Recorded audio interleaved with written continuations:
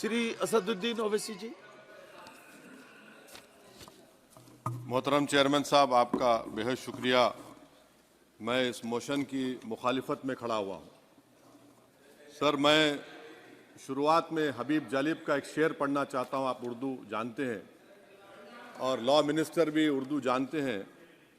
हबीब जालिब ने कहा था कि हुक्मरान हो गए कमीने लोग, खाक में मिल गए नगीने लोग, हर मुहिब वतन जलील हुआ, रात का फासला तवील हुआ, आमिरों के गीत जो गाते रहे वही नामो दाद पाते रहे, रहजनों ने रेजनी की थी, रहजनों ने रेजनी की थी, रहबरों ने भी क्या कमी की थी। सर, मैं अभी सुन रहा था हमारे शिंदे ग्रुप के शिवसेना के पार्टी लीडर अपनी तकरीर कह रहे थे। कहा कि 6 दिसंबर में जब बाबरी मस्जिद को शहीद किया जा रहा था तो उस वक्त के वजीर आजम नरसिम्हा राव पूजा कर रहे थे। आप ही ने कहा और कहा कि वो डिस्टर्ब नहीं करना।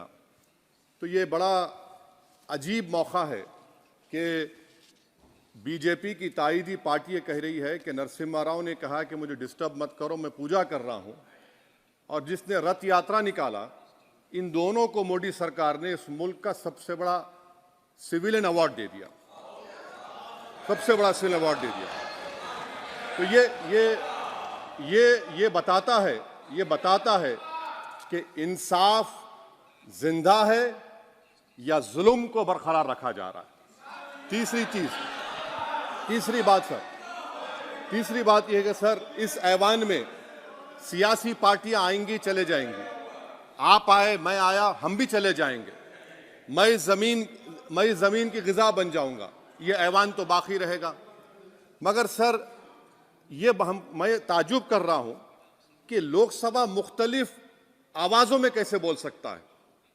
लोकसभा तो एक ही आवाज में बोलना चाहिए, और लोकसभा भी भारत के संविधान आइन के बेसिक स्ट्रक्चर का ताबे है। और सर, ये इसलिए कह रहा हूं कि 16 दिसंबर को ये ले कर देता हूं, 16 दिसंबर 1992 को इसी लोकसभा ने एक रेजोल्यूशन पास किया था। आप इजाजत दीजिए तो मैं पढ़ता हूं सर। दिस हाउस, अच्छा, ये गुलाम नबी उस वक्त के मिनिस्टर थे, आज नहीं है, उनका नाम नहीं लेना चाह रहा था। This house strongly and unequivocally condemns the desecration and demolition of the Babri Masjid at Ayodhya by and at the instigation of forces represented among others by VHP, RSS and the Bajrang Dal, which has caused communal violence in the country. Such act of vandalism was carried out not only in violation of order of Supreme Court, but amounted to an attack on the secular foundations of our country. This House expresses anguish at the happenings and wishes to reiterate its resolve that it will ceaselessly endeavor to uphold the secular and democratic traditions of our country and for the maintenance of rule of law. और एक paragraph मैं नहीं पढ़ूंगा। मैं ताजुब कर रहा हूं कि जब इस ऐवान ने एक रेजोल्यूशन पास किया तो हुकूमत आएगी जाएगी, और हुकूमत ये मोदी हुकूमत जश्न मना रही है जो 6 दिसंबर को हुआ। तो ये एक बात है सर। चौथी बात यह है कि सर, नहीं, 6 दिसंबर के ऊपर कोई जश्न नहीं है। राम मंदिर के निर्माण की जो प्रतिष्ठा हुई है उसको संबोधन कर रहा है, और वो सर्वोच्च न्यायालय के द्वारा तथ्यों के आधार पर दिए गए निर्णय के कारण से हुआ है। सर्वोच्च न्यायालय का निर्णय है, तो तथ्यों के आधार पर निर्णय है। वो विषय आपने बोल दिया, ठीक है, ओके। परंतु जो मंदिर का निर्माण है वो नियमानुसार सर्वोच्च न्यायालय के निर्णय से तथ्यों को देख करके। और एक सेकंड, आप इस्लाम के बहुत जानकार हैं, विद्वान हैं वैसे भी अब कानून के। यदि किसी अन्य धर्म के स्थान पर मस्जिद बनाई जाए तो शायद उसको मान्य नहीं किया जाता। अभी एएसआई ने, सुप्रीम कोर्ट ने स्वीकार किया है कि वहां पर राम मंदिर था। तो इस विषय केवल यह है कि वहां पर राम मंदिर ठीक बना कि नहीं बना, वो विषय हो गया। तो कृपया इस पर यदि आप कुछ बोले तो बोलें प्लीज। सर, मैं आपको गलत साबित कर दूंगा सर भी। और मैंने रुक तो जाइए बड़ी इज्जत के साथ सर, मैं आपकी बड़ी इज्जत करता हूं सर। आपको मैं कोट कर रहा हूं सुप्रीम कोर्ट का जजमेंट, पैराग्राफ 1222 रोमन 17, उसमें लिखा गया है, the destruction of the mosque took place in breach of the order status को and the assurance given to this court, the destruction of the mosque and obliteration of Islamic structure was an egregious violation of the rule of law. Egregious का मतलब जो छोटी मोटी अंग्रेजी में आती है वो क्रिमिनल एक्ट कहा। और सर आपने कहा था कि वहां पर मंदिर को तोड़कर बनाया गया। सर मैं आपके सामने ये तमाम चीजें लेकर दूंगा, सुप्रीम कोर्ट के जजमेंट के पैराग्राफ्स हैं जिसमें सुप्रीम कोर्ट ने एएसआई की रिपोर्ट को नकारा। उन्होंने कहा कि मंदिर को तोड़कर मस्जिद नहीं बनाई गई थी। सुप्रीम कोर्ट ने कहा, ये सुप्रीम कोर्ट ने कहा। अब और मैं रख दूंगा, आप पढ़ लीजिए, आप पढ़ लीजिए। अच्छा सर मैं अपनी तकरीर पर आ जाता हूं, मैं अपनी तकरीर पर आ जाता हूं सर। तो मैं अपनी बात कर देता हूं सर। तो मैं ये पूछना चाह रहा हूं कि क्या मोदी सरकार एक समुदाय, एक मजहब की सरकार है या पूरे देश के मजाहिब को मानने वालों की सरकार है, जिसको नहीं मानते उनकी सरकार है? हमको बता दीजिए। क्या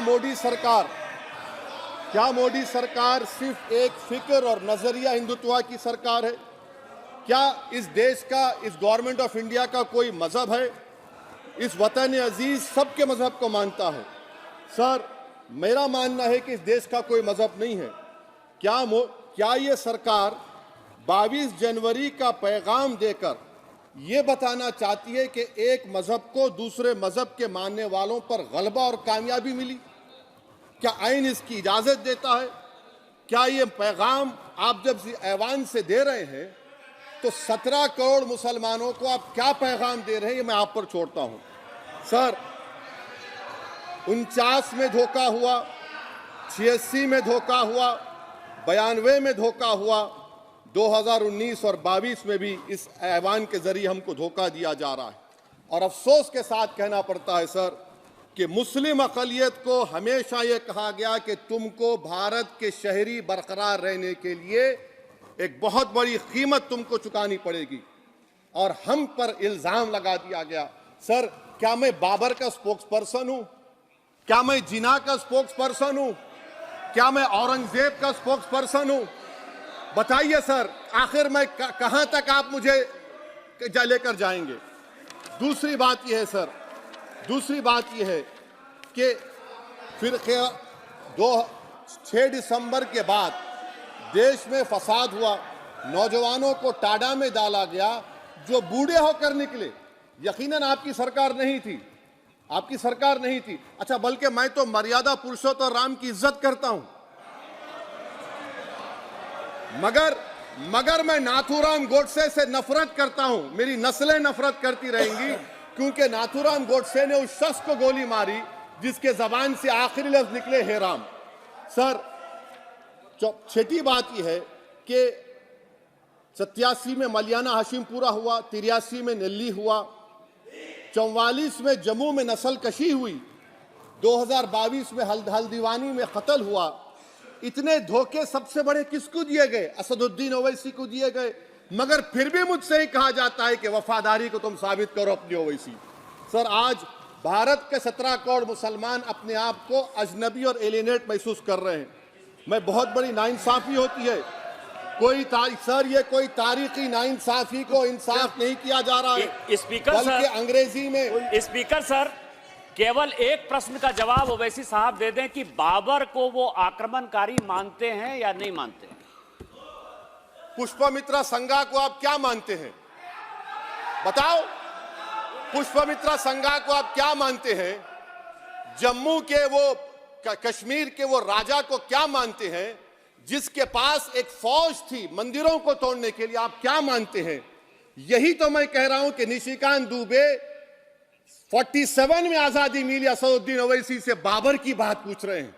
तुम गांधी की बात पूछते, तुम बोस की बात पूछते, तुम जलियांवाला बाग की बात पूछते, तुम काला पानी में जो मुसलमान शहीद हो गए उनकी बात पूछते, मगर बाबर की बात पूछी जाती है। तो सर मैं आपको बता रहा था, खामखा डिस्टर्ब किए सर मुझे, मेरा वक्त ले लिए निशिकांत दुबे। सर मैं आपसे कह रहा था, मोदी हुकूमत ये पैगाम दे रही है भारत के मुसलमानों को कि जान बचाना है या इंसाफ चाहते हो। मैं कह रहा हूं मैं भीख नहीं मांगूंगा, मैं इस नंगी तासुब को कबूल नहीं करूंगा। मैं दूसरे दर्जे के शहरी के मौक़िफ़ को कबूल नहीं करूंगा। मैं अपनी शनाख्त को नहीं मिटने दूंगा। अब मैं झूठी और दिल फरेब बातों पर हरगिज भरोसा नहीं करूंगा। मैं वो काम नहीं करूंगा जो बीजेपी और नाम निहाद सेकुलर पार्टियां चाहती हैं। मैं वो काम करूंगा जो आपको पसंद नहीं है, संविधान के दायरे में रहकर।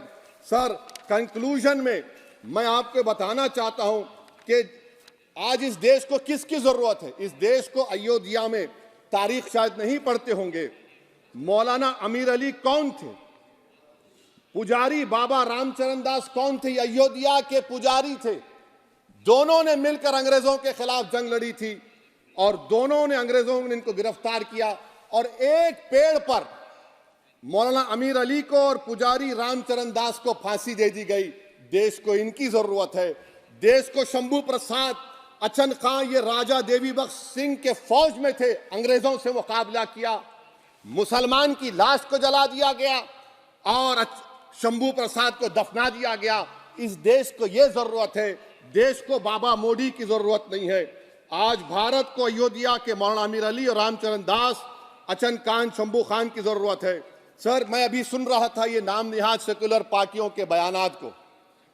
क्या होता है सर, आप, खत्म कर रहा हूं, क्या होता है सर, जब काजी साहब गवाहों को लेकर दुल्हन के पास जाते कि तुमको निकाह कबूल है, तो दुल्हन शर्मा के खामोश बैठ जाती।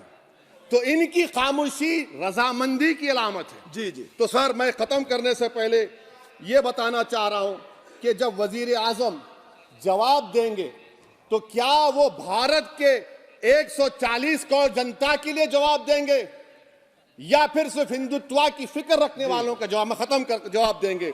मैं ये देश, दुनिया, मुसलमान देख रहा है। सर, मैं आपको ये भी बताना चाह रहा हूं, आखिर में कंक्लूड कर रहा हूं सर, 1 मिनट चाहिए, 1 मिनट चाहिए सर। सर, मेरा मानना यह है कि आज मैं बहैसियत एक भारत के गयूर मुसलमान के, let me stand as a tall Indian Muslim and say that the light of Indian democracy today is at its dimmest today, sir. Sir, in conclusion, मेरी फिक्र में, मेरा ईमान मुझे कहता है कि जिस जगह पर मस्जिद थी, है और रहेगी, बाबरी मस्जिद है और रहेगी। बाबरी मस्जिद जिंदाबाद, जिंदाबाद, भारत जिंदाबाद, जय हिंद।